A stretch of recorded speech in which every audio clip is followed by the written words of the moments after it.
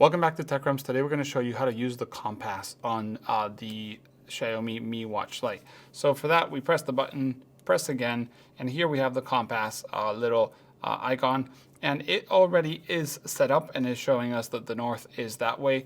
But if this is not calibrated for some reason, and as we turn, we can see if we are looking north and in degrees, but also it might ask you to do a little calibration with a little infinity, like an 8 that's laying down. That will be so the GPS knows where it is and the compass knows. So that is how we use the compass.